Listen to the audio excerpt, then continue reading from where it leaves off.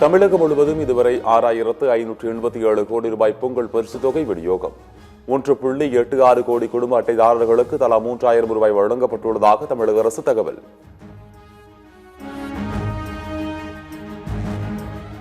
இலங்கை தமிழ் மக்களின் குறைகளை களைவதற்காக கூட்டாட்சி முறை உருவாக இந்தியா அழுத்தம் கொடுக்க வேண்டும். மாகாணங்களுக்கு அதிகாரத்தை பரவலாக்க தூதரக ரீதியாக நடவடிக்கை எடுக்க வேண்டும் என பிரதமர் மோடிக்கு முதலமைச்சர் ஸ்டாலின் கடிதம். அதிமுகவுடன் கூட்டணி குறித்து அன்புமணி பேசியது சட்டவிரோதம். கிரிமினல் நடவடிக்கை எடுக்க வேண்டும் என தேர்தல் ஆணையத்திற்கு பாமக நிறுவனர் ராமதாஸ் கடிதம். கூட்டணி குறித்து பேச தனக்கு மட்டுமே உரிமை உள்ளது என ராமதாஸ் அதிரடி. திமுக கூட்டணியில் கொங்கு நாடு மக்கள் தேசிய கட்சி தொடரும். ஆட்சியில் பங்கு கேட்கும் எண்ணம் இல்லை என கொங்கு மக்கள் தேசிய கட்சி பொதுச் செயலாளர் ஈஸ்வரன் அறிவிப்பு.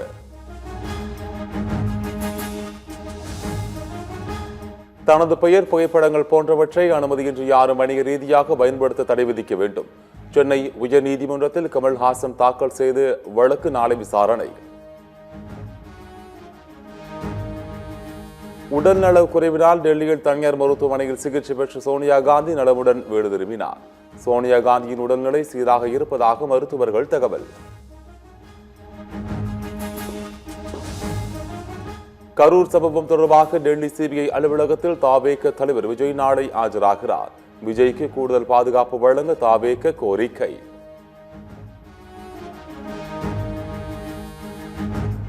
ஸ்ரீஹரிகோட்டாவிலிருந்து நாளை விண்ணில் பாய்கிறது BSLV-C-62 ராக்கெட். இறுதிக்கட்ட பணிகளில் இஸ்ரோ விஞ்ஞானிகள் தீவிரம். திண்டுக்கல்லில் பல்வேறு குற்ற வழக்குகளில் தொடர்புடைய ரவுடி விக்கி என்கின்ற விக்னேஸ்வரனை துப்பாக்கியால் சுட்டு பிடித்தது போலீஸ். ரவுடி அறிவாளால் தாக்கியதால் காயமடைந்த சார்பு ஆய்வாளர் மருத்துவமனையில் அனுமதி.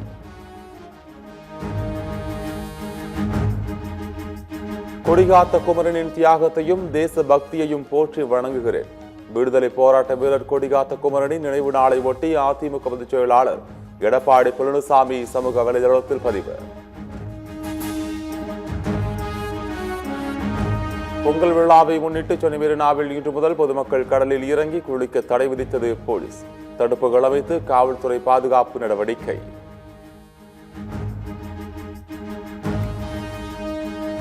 தமிழ்நாட்டில் பொங்கல் பண்டிகையை ஒட்டி நடைபெறும் ஜல்லிக்கட்டு போட்டியில் பங்கேற்க காளைகளுக்கு சிறப்பு பயிற்சி. ஜல்லிக்கட்டு போட்டியில் பங்கேற்க தயாராகும் காளைகள்.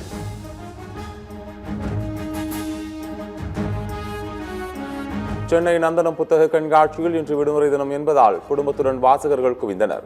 குழந்தைகளுக்கான புத்தகங்களை வாங்க மக்கள் ஆர்வம்.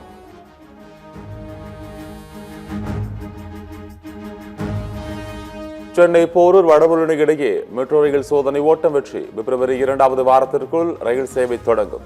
கோவை மதுரை மெட்ரோ ரயில் திட்டப் பணிகள் நிறுத்தப்படவில்லை என மெட்ரோ ரயில் நிறுவன மேலாண் இயக்குநர் விளக்கம். திருச்சி மற்றும் கரூரில் கடந்த 5 ஆண்டுகளாக 15 வயது சிறுமிக்கு உறவினர்கள் பாலியல் வன்கொடுமை. உறவினர்களை கண்டு கொள்ளாத தாத்தா தாய் உட்பட 15 பேர் மீது திருச்சி போலீசார் வழக்கு பதிவு.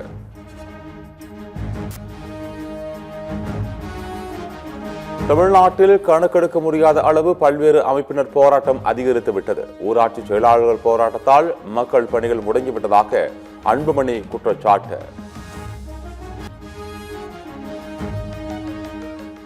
மத்திய அரசின் மக்கள் விரோத கொள்கைகளுக்கு எதிராக கேரளாவில் ஆளும் இடது ஜனநாயக முன்னணி சத்தியாகிரக போராட்டம்.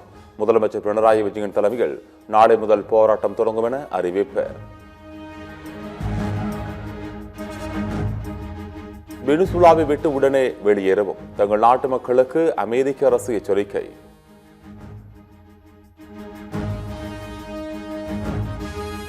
ஈரானில் நீடித்து வரும் மக்கள் போராட்டத்தில் பாதுகாப்பு படையினர் 30 பேர் உயிரிழப்பு. வெளிநாடுகளின் ஆதரவுடன் கலவரம் நடப்பதாக ஈரான் குற்றச்சாட்டு. சுதந்திரம் வேண்டுமென தேடி ஈரானில் மக்கள் அலைகின்றனர். அதற்கு உதவவே அமெரிக்கா தயார் நிலையில் இருக்கிறது. ஈரான் மக்களை காக்க அரசுக்கு எதிராக அமெரிக்காவும் துப்பாக்கிச்சூடு நடத்த வேண்டியிருக்கும் எனவும் ட்ரம்ப் அறிக்கை வெளியீடு. சிரியாவில் அமெரிக்க திடீர் வான்வெளி தாக்குதல். IS பயங்கரவாத முகாம்கள் அழிக்கப்பட்டுள்ளதாக அமெரிக்க ராணுவம் அறிவிப்பு. இலங்கை பாகிஸ்தான் அணிகளுக்கு இடையிலான கடைசி T20 போட்டியில் மழை குறுக்கிட்டது. டாஸ் போடுவதில் தாமதம்.